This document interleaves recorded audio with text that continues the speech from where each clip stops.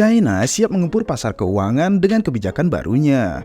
Setelah keputusan US kemarin yang memangkas suku bunga membuat sentimen pasar menghijau kembali, kini ada China yang menambahkan katalis bullish tersebut di mana stimulus ekonomi terbesar dari China baru saja akan dimulai. Oke, pada video ini kita akan membahas langkah-langkah kebijakan apa saja yang diambil oleh China, bagaimana ini berdampak pada likuiditas global, dan yang paling penting, apakah ini akan berpengaruh pada aset kripto? So, pastikan kalian nonton sampai akhir ya. Oke, langsung aja kita ke videonya. Let's go!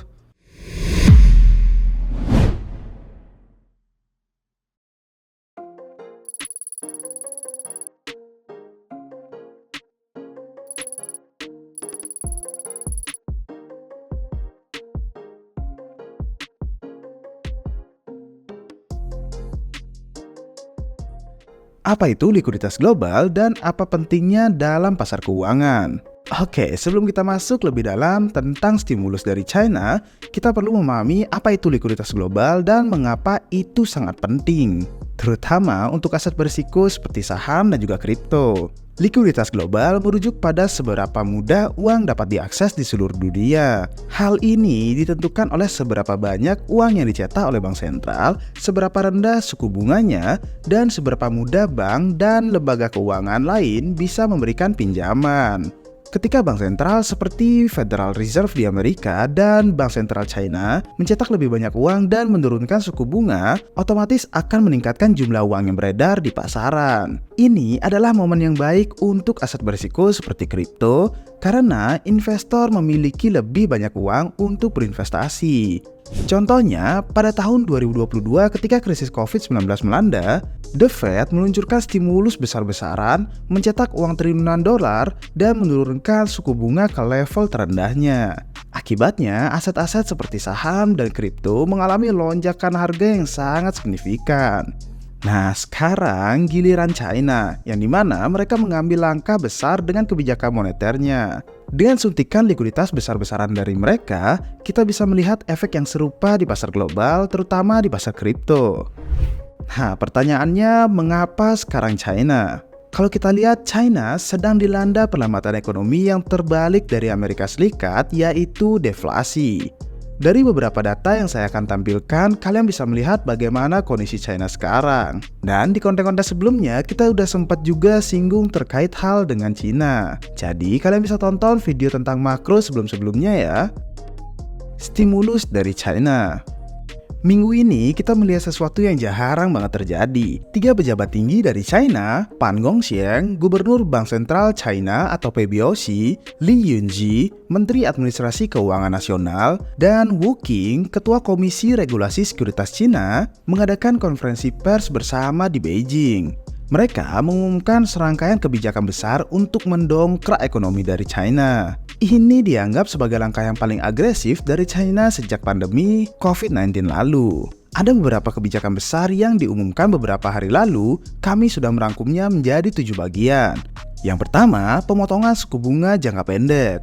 Penurunan suku bunga reverse repo 7 hari ini dianggap hal yang paling penting oleh Lin Xiong, kepala ekonom China Raya. Reverse repo 7 hari ini adalah jenis pinjaman jangka pendek yang akan digunakan oleh bank sentral untuk meningkatkan likuiditas dan mempengaruhi suku bunga lainnya dalam sistem perbankan mereka. Suku bunga bisa turun dari angka 1,7% menjadi angka 1,5%, namun dampaknya akan makin terasa jika pemotongan ini akan terus berlanjut. Jadi, kita perlu memperhatikan update-nya ya. Apakah PBOC akan melanjutkan pemotongan suku bunga lagi atau mereka akan wait and see sementara waktu ini? Yang kedua, pemotongan suku bunga hipotek tidak akan meningkatkan konsumsi rumah tangga. Suku bunga hipotek yang berlangsung sekarang akan dikurangi sekitar setengah poin persentase secara rata-rata.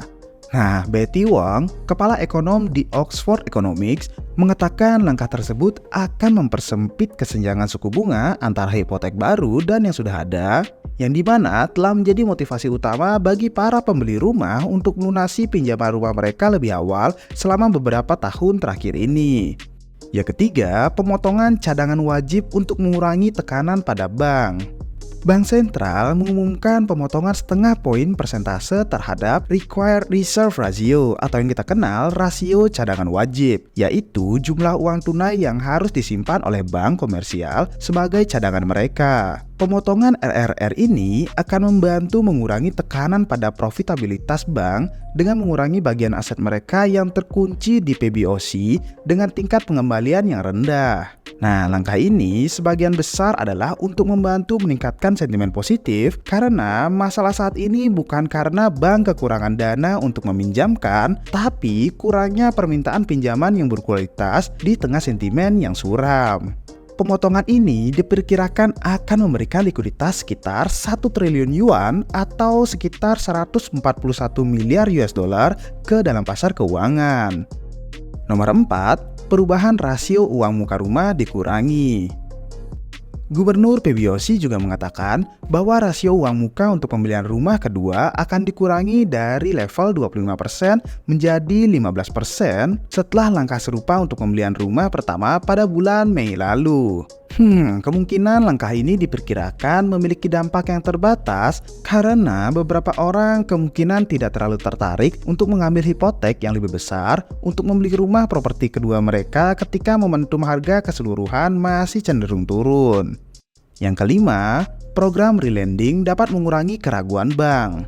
Gubernur PBOC juga menegaskan kembali dukungan dana senilai 300 miliar yuan atau sekitar 42,5 miliar US dollar yang didirikan pada bulan Mei lalu untuk mendorong pemerintah daerah membeli rumah yang tidak terjual dan mengubahnya menjadi perumahan bersubsidi. Nah, di mana pinjaman 60% didanai oleh Bank Sentral akan dinaikkan rasionya menjadi 100%. Kemungkinan ini akan mengurangi keraguan beberapa bank untuk memberikan pinjaman terkait properti. Jadi bisa kalian pantau juga ya perkembangan persediaan perumahan dalam beberapa bulan mendatang. Nomor 6, fasilitas kebijakan moneter yang struktural sebesar 500 miliar yuan. Dari sisi pasar modal, fasilitas kebijakan moneter struktural sebesar 500 miliar yuan ini atau sekitar 70,9 miliar US dollar akan disiapkan untuk memungkinkan perusahaan sekuritas, fund manager, dan perusahaan asuransi mengakses likuiditas ketika mereka akan membeli saham melalui jalur pertukaran aset mereka. Nomor 7, fasilitas relending sebesar 300 miliar yuan. Fasilitas relending sebesar 300 miliar yuan atau sekitar 42 miliar dolar dengan suku bunga 1,75% akan disiapkan dalam bentuk pinjaman kepada bank komersial untuk intervensi pasar saham. Mungkin seperti contohnya buyback di saham. Dampak stimulus pada pasar global dan juga kripto. Jadi bagaimana nih kebijakan ini akan berdampak pada pasar global, terutama pada aset berisiko seperti kripto? Pertama, kita tahu bahwa setiap kali ada peningkatan likuiditas dari bank sentral, kita sering melihat lonjakan harga pada aset-aset berisiko. Likuiditas yang tinggi berarti ada lebih banyak uang yang siap diinvestasikan. Nah, jika kita melihat grafik dari Delphi Digital ini, kita dapat melihat bagaimana suntikan likuiditas dari Bank Sentral China sebelumnya telah memicu kenaikan harga pada aset kripto. Nah, dalam situasi sekarang, kita berada di tahap yang sama, dengan China secara agresif meningkatkan likuiditas di pasar.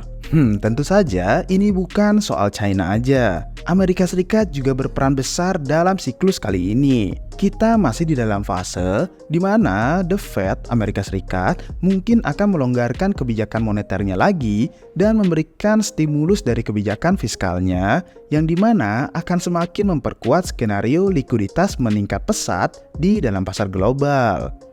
Penurunan suku bunga dan dampaknya pada kripto. Pemotongan suku bunga yang dilakukan oleh Bank Sentral China ini adalah sinyal kuat bahwa mereka ingin merangsang pertumbuhan ekonomi yang lebih cepat. Bagi kita di dunia kripto, pemotongan suku bunga adalah salah satu katalis positif. Kenapa? Karena pemotongan suku bunga membuat biaya pinjaman lebih murah, yang dimana berarti orang-orang dan perusahaan lebih cenderung untuk meminjam uang dan menginvestasikannya dibanding hanya pasif diam di tabungan. Dalam skenario yang sama, kita sering melihat investor institusi yang mengalokasikan dana ke aset yang lebih beresiko seperti kripto saat ada akses ke uang murah. Saat suku bunga rendah, investor tidak mendapatkan banyak hasil dari instrumen yang aman seperti obligasi dan tabungan, sehingga mereka lebih tertarik pada aset yang dapat memberikan return yang lebih tinggi seperti saham dan juga kripto. Nah, jika ini terus berlanjut, kita bisa melihat peningkatan permintaan terhadap aset kripto dalam beberapa bulan ke depan. Oke, dengan semua kebijakan stimulus ini, pertanyaannya adalah, apakah ini saat yang tepat untuk masuk ke pasar kripto?